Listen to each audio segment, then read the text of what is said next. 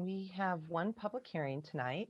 Speakers should begin their remarks by telling the council their names and cities of residence, and if they feel comfortable doing so, their home address.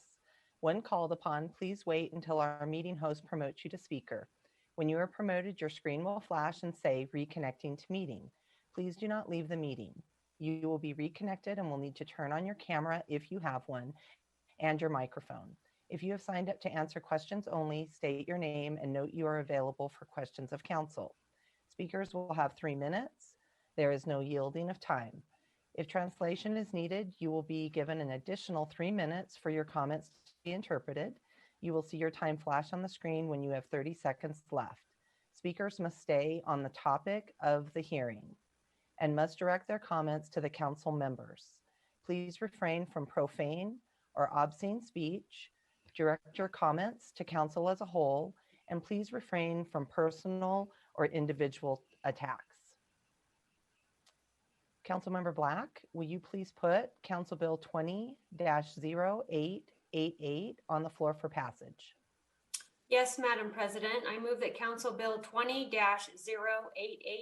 be placed upon final consideration and do pass. Second. It has been moved, and we've got a second by Councilman Herndon.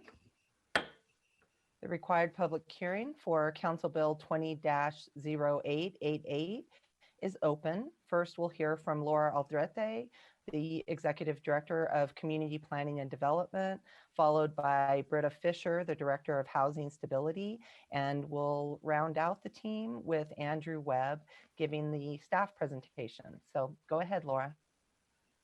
Thank you, Madam President, for this evening, and council members for the opportunity to talk to you this evening and introduce our team and the project. For the past 3 years, our staff have listened, researched, studied, and finally wrote one of the most important zoning code updates of our time.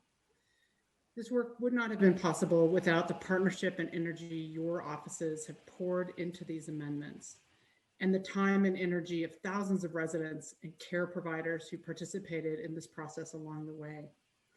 I'd like to thank all of those who've shared their time and lived experiences with us over these past few years. But tonight, the subject matter gives us an opportunity to begin rectifying the role zoning has played historically in dividing cities based on race, class, and perceptions of people. I'm especially proud of this work because I truly believe this is a watershed moment for Denver. And a foundation from which we can continue working together to build a more inclusive city.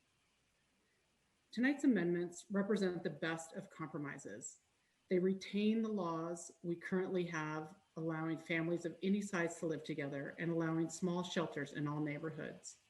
But they recognize the need for new regulation on residential care that allow us to provide for the most vulnerable residents, while putting in place protections to ensure facilities are safe, that they're good neighbors, and no longer overly concentrated in just a few areas of our city.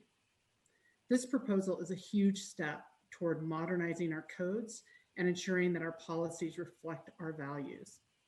Thank you for allowing me a few minutes to speak tonight, and I'll turn it over to Britta Fisher, the Executive Director of the Department of Housing Stability. Thank you, Laura. Thank you, Madam President and members of council. It is with gratitude that I start by reflecting upon the recent passage of Denver voters of ballot measure 2B to create a homelessness resolution fund here in the city of Denver with an additional around $40 million annually to spend in housing, shelter, and services for people experiencing homelessness. I think this shows that most people are in favor of working together toward housing and sheltering solutions for people experiencing homelessness. These zoning changes in this proposal will improve Denver's ability to provide for our unhoused residents in several ways. Shelters that have been effectively frozen in place today due to non-conforming status or bed limits will be able to make renovations or reconstruct existing structures to more effectively service our guests.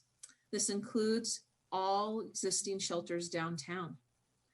There will be clearer criteria for emergency expansion of shelter capacity for things like a pandemic or things like very low temperatures or a bomb cyclone.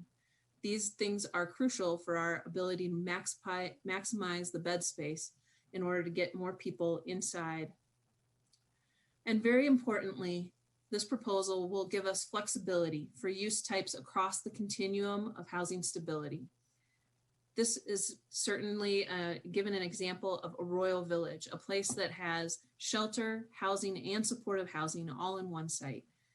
The ability to have small amounts of emergency beds and shelter in many locations will help us to have more successful examples like a Royal Village. Passing this proposal moves us toward our equity and our housing stability goals. Thank you very much.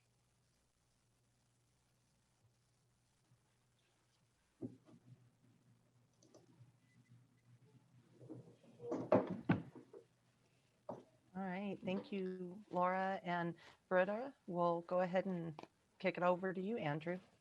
Great, thank you. I'm going to pull up a staff report presentation here.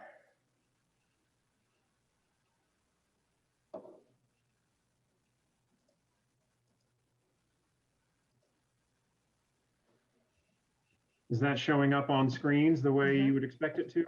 Yep, good to go, Andrew. Great, thank you.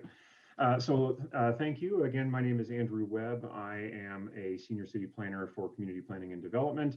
And for the last 3 years, I've been the project manager for this effort to update the Denver zoning codes regulations for residential uses. So everything from conventional households and condos and apartments to residential care and other types of uses that where people live. We're doing this for several reasons. One is to move away from current regulations that prohibit or are obstacles to providing the types of residential care uses we need for our most vulnerable citizens, or simply allowing people to make their own housing choices and find affordable solutions for housing. We are also seeking to move away from exclusionary regulations of the past that basically relegated certain people only to industrial districts, industrial zones of the city, often bordering some of our most underserved neighborhoods. We're also seeking to fix a lot of known problems with the Denver zoning code, ranging from outdated and unclear language, some of which dates back to just after the Second World War, and unpredictable permitting and notification requirements that are the result of many amendments over the years. So to summarize what these amendments would do, they would update the way the zoning code regulates households to allow up to 5 adults of any relationship to live as part of a household, but no more than 5 in households where not all adults in the household are related. These regulations would preserve the existing provisions allowing unlimited family members to live together. It would create a new congregate living category in the zoning code that would consolidate uses where more people than would typically live in a household live together, but where care is not provided, such as rooming and boarding type uses, single room occupancy, that sort of thing. And would call this use congregate living. These would only be allowed in higher intensity zone districts. And going back to household again, I want to just clarify that that rent by the room, rooming and boarding type operations would not be allowed in single unit and 2 unit low intensity residential areas. They would only be allowed as congregate living in higher intensity zone districts where similar uses are allowed now. And then finally, these amendments would consolidate all residential care uses. Any residential use where care is required as a condition of residency into a single use type called residential care, moving away from regulating by the people served or their housing status, and instead regulating these uses by size with spacing and density limitations for larger facilities, and the larger facilities, as is currently the case, only allowed in higher intensity zone districts like multi-unit and mixed use. We also are proposing a new upfront community meeting requirement for residential care uses serving 11 or more people. to give the opportunity for neighbors to get to know and the providers and understand the types of uses that are coming into their neighborhoods. I want to highlight a few of the changes that were made to these proposals during the land use, transportation, and infrastructure process, which took place from September to December of last year. And that'll give me an opportunity to go into a few more of the details as well. This slide shows what is currently allowed now in dwelling units. Household uses in Denver permit in one detached home up to 2 unrelated adults to live together with unlimited relatives to each. This is the current regulation. And then in duplexes, apartments, and condos, anything with essentially 2 or more attached homes, up to 4 unrelated adults are permitted to live together, again, with unrelated or unlimited relatives to each. This is an example of the kind of change that we're proposing to allow more equitable housing solutions, allowing more people, unrelated people, only to live in higher density housing means that those families of people who are not related by blood are only allowed to live in dwelling units that are on average half the size of Denver's detached housing stock.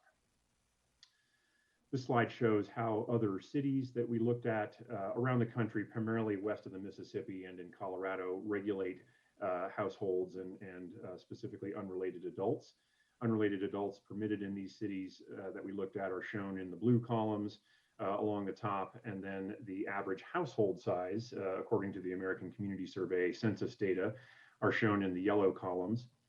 You'll note that most cities that we looked at in Colorado and in the Front Range allow at least 5 unrelated adults to live together in households, but that even in cities that allow many more unrelated adults and have done so in all these cases for decades, the average household sizes tend to stay the same. So we can take from this that while the way people live together has changed, we know there are groups of people who are not related by blood that live in cities all over the world, that people still tend to choose to live together in similarly sized groups, regardless of what zoning regulations require. During the discussion at LUDI, when we came with our earlier proposals, we heard a lot of common themes, support for allowing blended families, say 2 families to choose to live together to share housing costs, or allowing some number of unrelated adults to live together. But concerns about overcrowding in houses and perception of commercialization of neighborhoods was a major concern that we heard. External impacts seem to be a really big issue as well, especially parking. And we heard that any regulations, wherever we landed, should be simple to understand and enforce. So this is what the city council draft that's before you tonight would propose. This is how the zoning code would regulate households if adopted. We would retain, again, the existing provisions for unlimited related people to live together. But if a household has adults in it who are not related, then there would be a maximum of 5 adults allowed in that household. And during the LUDI discussion, we did revise out some of the earlier proposals that would have allowed relatives to each or more people in larger dwelling units. So this would be a maximum of 5 people in houses where not everybody is related. And I should just reiterate here that the zoning code does not regulate children. We're just talking about adults. Next few slides will go through some of the additional details about residential care. During that LUDI discussion, again, we really took a deep dive into some of the issues related to residential care. These are uses where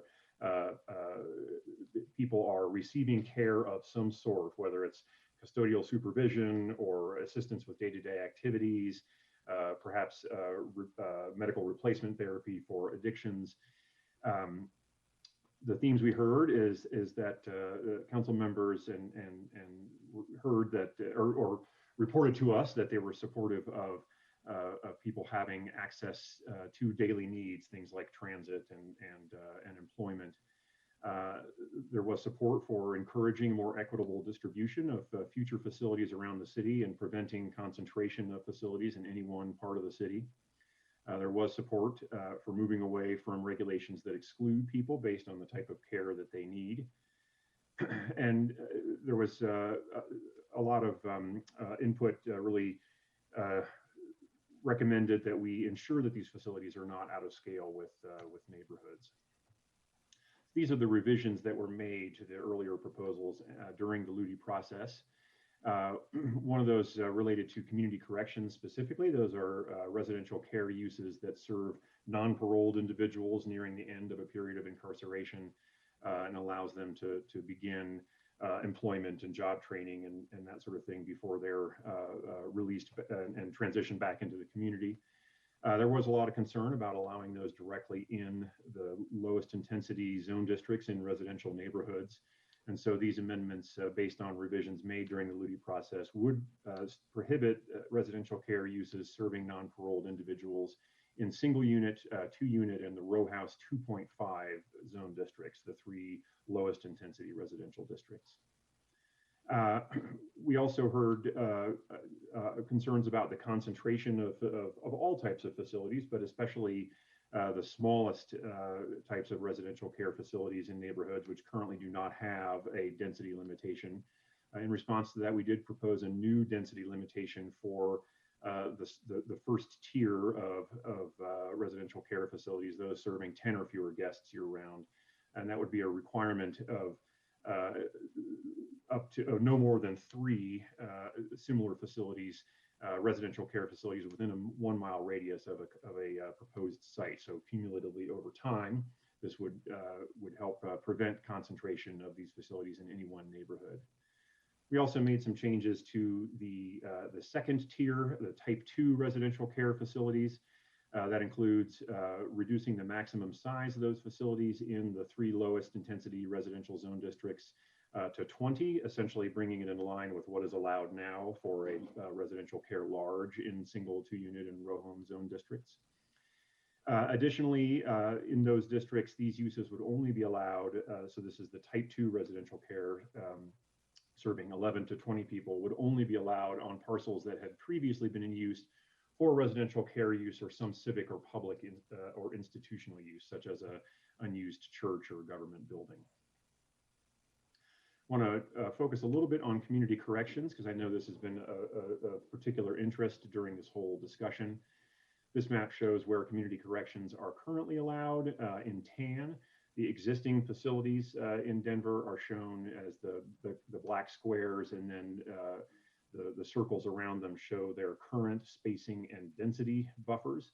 So where you see an area in tan that falls under one of those additional circles, that means additional analysis would be needed to determine whether a new facility could be permitted in one of those areas. As you can see, there's currently very little land left where a new community corrections facility could be established. About 1,200 parcels around the city, mostly in the essentially that inverted L along the Platte and along I-70. This map shows where community corrections uses would be allowed if these amendments are adopted. That includes higher intensity areas near RTD stations, proximate to downtown, as well as mixed use and commercial corridors and similar areas throughout the city. There still would be spacing requirements for community corrections facilities to be spaced apart from other larger residential care uses, as well as a density limitation of no more than 3 larger residential care uses within a 1 mile of a proposed subject site, and those buffers are shown on this map. So the next few slides will go into detail about the staff report itself and our analysis, and as always, there's a lot more detail in the full staff report, which you have. This first couple slides highlight the public process. We started this project back in March 2018, formulating a 40-member advisory committee of volunteers from all walks of life, including registered neighborhood organizations, providers of all types of residential uses, residents, people with lived experience in all types of residential uses. This was the largest volunteer advisory committee CPD has ever convened for a text amendment. We kicked those meetings off in March of 2018, and these were public meetings. And we also put together a website at that time where we announced the upcoming meetings if people wanted to come, and also have preserved an archive of all the discussions we've had at those meetings and all the presentations given. Also, since March 2018, we've presented to now about 55 registered neighborhood organizations and other community groups throughout the city. In August of 2018, we held a public open house to review and discuss the problem statements that the advisory committee and project team had analyzed during that first half year or so of the project. And then in early 2020, we held 4 public open houses around the city to present the proposed amendments in response to those problem statements, answer questions, and take feedback from the community. In August, we went to the planning board, which unanimously recommended approval of these amendments. We then came to the LUDI committee in September, and this slide shows that process. I won't read through every single one of these, but as you can see, we held 7 full meetings of the LUDI committee to really dive into not just these text amendments, but a lot of the external issues that are related to this project, including former Chapter 59, enforcement, that sort of thing. In their recommendation of approval, the planning board did recommend 2 conditions. One of those was that CPD do post-adoption monitoring of these amendments to ensure that we are meeting the goals that we set out with in the project and not having any negative unintended consequences, especially in areas vulnerable to displacement. And we certainly agree and have already begun that work in the background, updating the Acela system that we use for our land use information management, so that new permitting data will be generating the data that we need as a project team to continue monitoring these outcomes in future years. And we're committed to reporting back to City Council and Planning Board for at least 4 years post-adoption. The Planning Board also recommended community meetings for community corrections facilities in the low-intensity residential districts. During the LUDI committee process, that proposal, we ultimately revised the amendments to not allow community corrections in those zone districts, so that's no longer a relevant condition. And then LUDI considered the revised version of these text amendments on December 22nd and unanimously recommended sending it to City Council for a final vote. Just to summarize some of the outreach, I did mention we had 1 problem statement workshop and 4 open houses to go through the proposed solutions, which had more than 1,000 attendees across all of those meetings. Many meetings with community organizations, 36 meetings of our volunteer advisory committee. Throughout the process, we've sent out 26 newsletters to RNOs and council members and other stakeholders, making people aware of this project.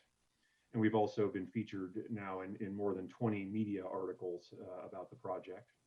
And I already talked a little bit about the advisory committee, which we pulled together, really seeking people that had lived and or work experience with all aspects of the zoning code. This slide attempts to visualize geographically where we've done some of the outreach. Again, we offered presentations to all RNOs in the spring of 2020, and about 55 of them took us up on that, and you can see that here as reflected in the blue dots.